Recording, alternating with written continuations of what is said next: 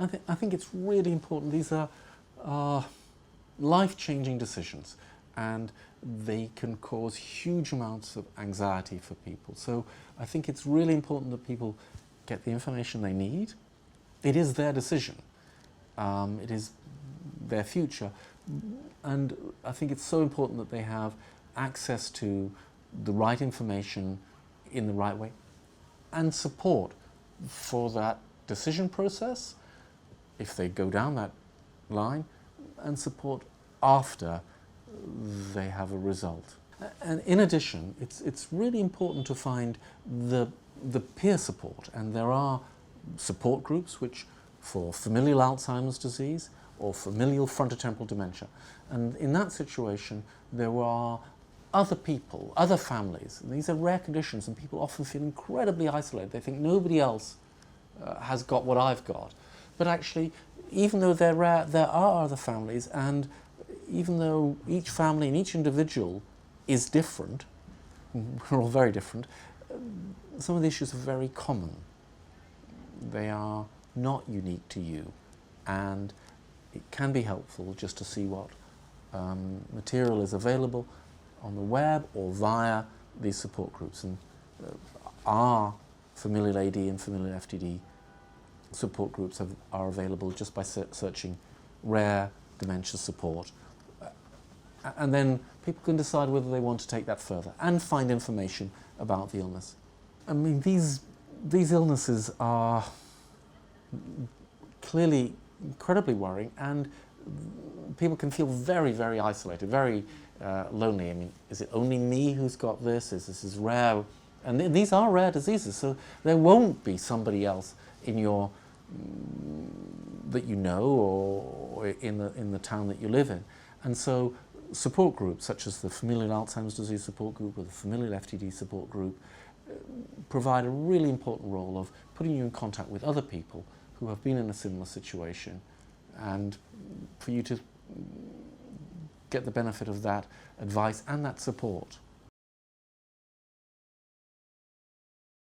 It's really important, and this will be explained by the genetic counsellor, that at any stage, right up to collecting your results, you can change your mind, and people do. And there's no shame or blame in that. And if you've gone all the way through the process and on the morning of going to get your results you feel this isn't right for me now, then you don't have to collect them. They'll still be there at some point in the future. In terms of people who have a genetic test for these disorders, it varies from place to place, and it varies a little bit from disease to disease. But in these diseases where there is not a treatment that you can take as a prevention, and realistically there isn't anything lifestyle-wise you can do differently, which is why that's that important question about what would you do differently. That in familial Alzheimer's disease, in Huntington's, it's typically 20 or 30% of people historically have chosen to get tested. And that may be that they didn't like the thought of it at all, and never, or that they started the process and got halfway through and then felt, actually, this isn't for me.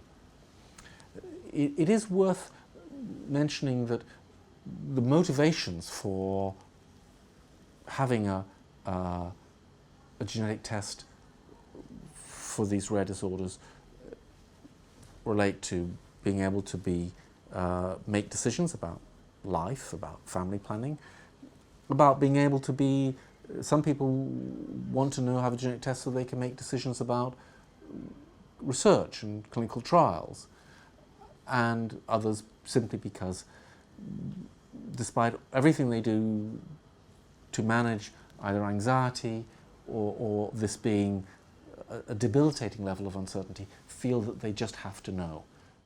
All of that, of course, is different in diseases where there is something that you can do to alter your risk, which is why we have a different approach, for example, for genetic testing for breast cancer, where there are things that you can do to alter your risk, greater screening or treatments. At the moment, that's not the case for Alzheimer's disease or Huntington's or FTD. I'm hopeful that in the coming years we will have effective prevention that will mean that the whole equation about whether to get genetic testing or not will change, and there'll be much more that we can do when people are well to keep them well, knowing that they have a gene. For the moment, we don't have those treatments, and we don't have significant lifestyle changes that really make any significant difference to your risk of that gene being manifest in you as a dementia.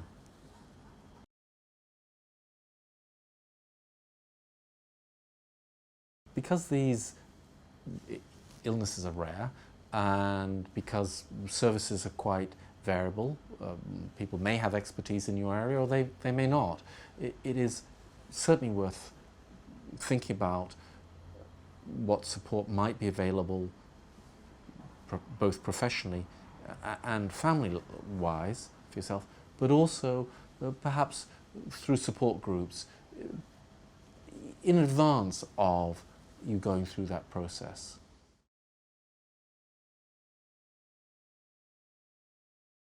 Because of the implications of a genetic test, it's really important to consider who you would want to know and who you would want to discuss. So really importantly, if you have a partner, life partner, spouse, that can be really important that they are part of that decision. I mean, it is the individual's decision, but it is worth thinking, who else would feel that I should have discussed it with them? How do I feel about them knowing that I've gone forward with the test without discussing it with them? And the advice often is to think,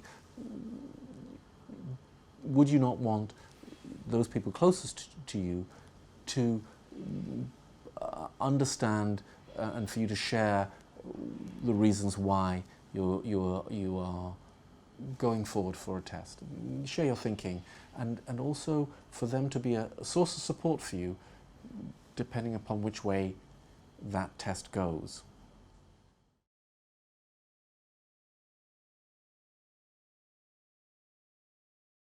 The people who are in the same family have very, very different views on getting tested. And so it's important to recognise those differences and for people not to try and impose their views on other members of the family, because that can cause great distress. So some people in families that I've known are absolutely adamant that they want to know everything about an illness, they want to be involved in research, and they may even want to get genetic testing. And other people who may be similar in so many other ways with their sibling have a different view, that they don't want to know more about it, and they may choose not to get genetic testing.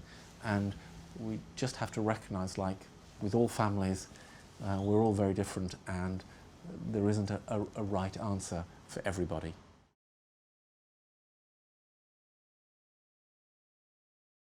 In terms of going through the process, it's worth being clear that this is a result that's confidential to you, but has implications for others. So some individuals choose not to tell other family members that they are going for testing because they don't want to either worry them or have to have the responsibility to tell them. And these are very difficult questions, and they vary from family to family. But of course, if you find out that you have a gene in the family, then that has implications for all what we call first-degree relatives, that is, children or siblings.